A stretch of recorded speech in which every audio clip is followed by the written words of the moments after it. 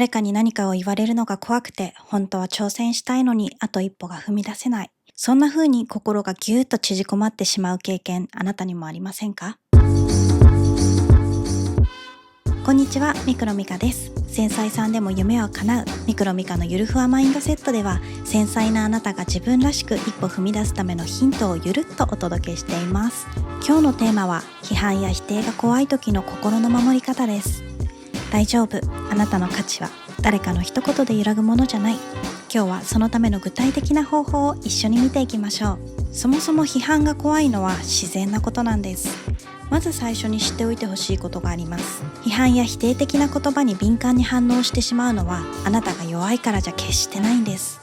例えば SNS に勇気を出して投稿したら、そんなの意味あるのってコメントがついて一日中忘れられなかったり、自分では頑張ったつもりの仕事をここがダメだねと一言で片付けられて一気にやる気がなくなってしまったり、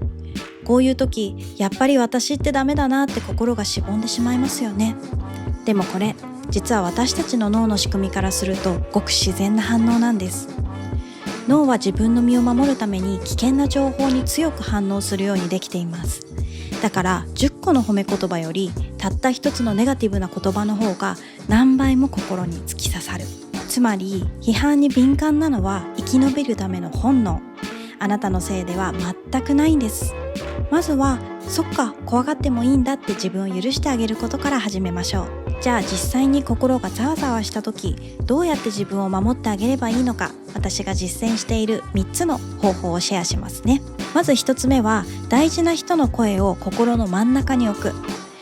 悲しいけど世の中にはいろんな人がいて、全員に好かれることは絶対に不可能です。だからあなたのことを理解し応援してくれる人の声を心の軸にするんです。私自身新しい歌やこのポッドキャストを出すときは、今でもやっぱり少し勇気がいります。そんな時落ち込むことがあったら決まって、ミカさんの声に元気をもらいましたと届いたメッセージを見返すようにしてます。たった一人でもそう言ってくれる人がいる、その事実が、この活動はちゃんと意味があるんだって私の心を支えてくれるお守りになるんです。では2つ目、批判とアドバイスを仕分ける。次に飛んでくる言葉を全部攻撃だって受け止めない練習です。実はネガティブな言葉の中には、ただの批判と役に立つアドバイスっていう全く別のものが混ざってます。例えば、あなたの作るものセンスないね。これはただの感想。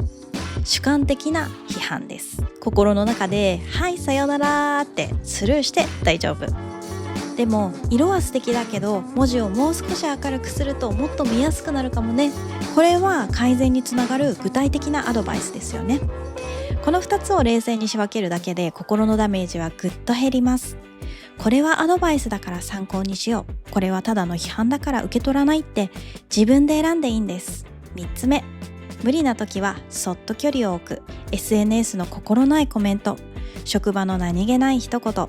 自分が疲れている時にそういう言葉に触れると必要以上に傷ついてしまうことありますよね。そんな時は見ない自由、聞かない自由を選んでいいんです。スマホの通知を切る、 SNS のアプリを少しだけ閉じる、しんどいなぁと感じる人から物理的に少しだけ距離を取る。これは逃げや甘えなんかじゃありません。自分の大切な心を守るための立派なセルフケアです。ではここで少し私の話をさせてください。昔の私は自分の歌に対する批判をものすごく気にしてました。ライブで少しでも声が裏返ったりすると、もう歌手には向いてないんだって何日も落ち込んだりして、でもそんな私が変わるきっかけをくれたのもやっぱり音楽でした。海外で活動していた時、現地のミュージシャンたちのスタンスに衝撃を受けたんです。彼らは失敗を恐れない、むしろ失敗してもいいじゃん、今の間違い逆に人間っぽくて最高だよって笑い飛ばしてくれるんです。その時私は初めて気づきました。